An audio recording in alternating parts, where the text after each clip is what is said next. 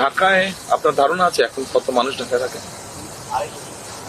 আমি লাস্ট যেটা শুনেছিলাম 3 কোটি প্লাস মানুষ থাকে। এই ট্রাফিক জ্যাম হবার বেশ কয়েকটি কারণ আছে আমার প্রথমত আপনার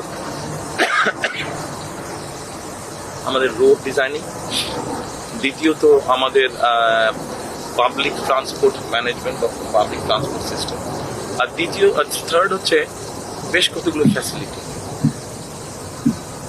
ফ্যাসিলিটির মধ্যে এডুকেশন আছে, হেলথ আছে, সিকিউরিটি আছে, জব সিকিউরিটি আছে। এই সব কিছুই কম বেশি আপনার ঢাকা কেন্দ্রিক গড়ে উঠেছে। আমি কিছুদিন আগে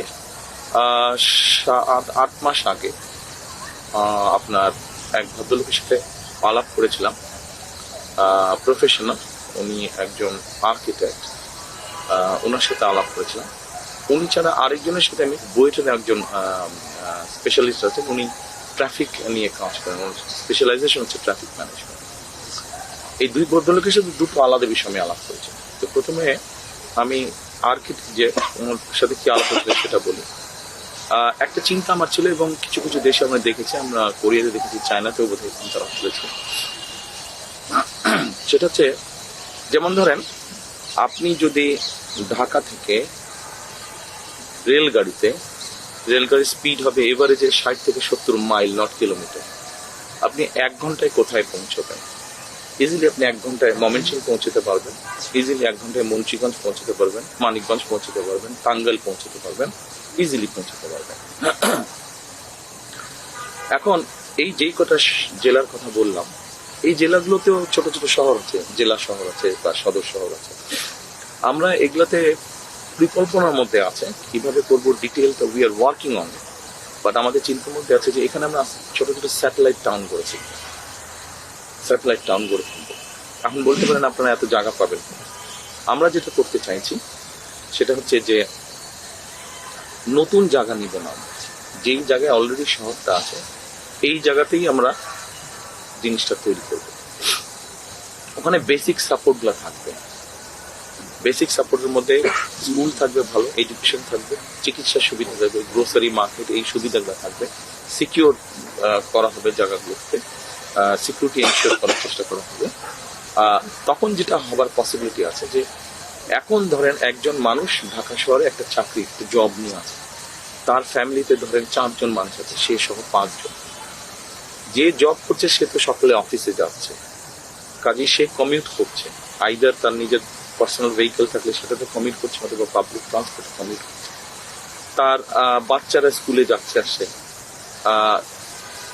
তাহলে বাচ্চা যদি 2টো থাকে তাহলে 3 জন কমিউট করছে। বাচ্চাকে আইদার সে নিয়ে যাচ্ছে, যদি নিয়ে যায় 3 জন কমিট করছে, যদি তার ওয়াইফ বা তার বাবা বা মা বা ভাই নিয়ে যায় তাহলে 4 জন কমিট করছে। আপনার যে কনজেশনটা, ট্রাফিক কনজেশনটা তখন করছে। আমরা যদি এই সিটিগুলোকে ঘিরে স্যাটেলাইট টাউন বানাতে পারি তাহলে হবে কি, ওখানে খরচ যেহেতু কম হবে, ওখানে যেহেতু স্কুল ফ্যাসিলিটি, চিকিৎসা, হেলথ ফ্যাসিলিটি, এগুলোও বিল্ড আপ করবো আমরা, সিকিউর থাকবে জায়গাগুলো, খরচ কম হলে তখন আমরা ধরে নিতে পারি, যেটা আমরা দেখেছি দ্বীপের অন্যান্য দেশে যারা এখন করেছে, তারা ওই জায়গায় চলে যায়, ওখানে তারা থাকে, যেহেতু ওখানে তারা দেখেন সেভ মানি, ওখানে থাকলে খরচ কম হচ্ছে। এবং ওই ভদ্রলোক প্রতিদিন আপনি ঢাকার যে কোনো জায়গায় যান না কেন 1 ঘন্টা মিনিমাম লাগছে, কিন্তু তখন টাঙ্গাইল থেকে 1 ঘন্টায় ঢাকায় চলে আসছে, এসে সে তার অফিসে চলে গেছে, হয়তো 15-20 মিনিট আর বেশি লাগছে তার। তখন আপনি একটা বড় অংশকে আপনি এইভাবে বাইরে নিয়ে গেলেন, তখন ঢাকার সমস্যাটা, ট্রাফিক জ্যাম, এটা কমে আসার পসিবিলিটি আছে, এটা একটা। দ্বিতীয়ত, আমি এমনিতে পত্রপত্রিকা, টিভিতে গত 17 বছরে দেখেছি অনেক ফ্লাইওভার হয়েছে। এবার আসছে যেই ভদ্রলোক বয়েছে, ওনার সাথে যে ট্রাফিক যার স্পেশালাইজেশন, ওনার সাথে যে বিষয়টা আলাপ করছিলাম সেটা হচ্ছে যে আমরা কিভাবে এই ট্রাফিক কনজেশনটাকে কমাতে পারি। ওনাদের যেটা বক্তব্য, এখন তো ফ্লাইওভার দেখছি বা মেট্রো রেল দেখছি, তো মেট্রো রেলটা তুলনামূলক কস্টলি, জায়গাও বেশি নয়, মেইনটেন্স খরচ বেশি, সবকিছু, একজন প্যাসেঞ্জারের খরচও বেশি হচ্ছে, জিনিস তৈরি করতে খরচ বেশি হলে প্যাসেঞ্জারকে তো বেশি দিতে।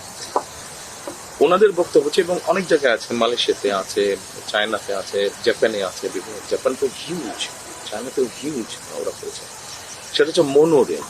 মনোরেলটার যেটা সুবিধা, ওনারা আমাকে যেটা বলেছেন, মনোরেলটার যেটা সুবিধা, মনোরেলটাকে যে কোনো সময় আপনি ডিসমাউন্ট করতে পারবেন, যে কোনো জায়গায় বসিয়ে দিতে পারবেন, বিমের মতন করে বসিয়ে দিতে পারবেন, আবার উঠিয়ে নিতে পারবেন। মনোরেলটার সুবিধা, মনোরেলটার ছোট ছোট বগি থাকে, কিন্তু 2-3টা বগ। আপনি মোহাম্মদপুরের ভিতর থেকে ঘুরিয়ে ঘুরিয়ে নিয়ে এসে হয়তো আপনি মূল একটা যেখানে এসে মোহাম্মদপুর থেকে যারা এসে মেট্রোতে উঠেন তারা সেখানে কানেক্ট করতে পারবে। ওইভাবে যদি কানেক্ট করে, এইভাবে যদি আমরা ঢাকা সবগুলো এরিয়াকে কানেক্ট করতে পারি মনোরেল দিয়ে, যদি সেটা খরচ কম হয়, খরচ কম হলে ন্যাচারালি ওগুলাতে যারা ট্রাভেল করবেন তাদের খরচও কমে যাবে। তো এইভাবে করে আমরা কনজেশনটাকে দূর করতে পারি।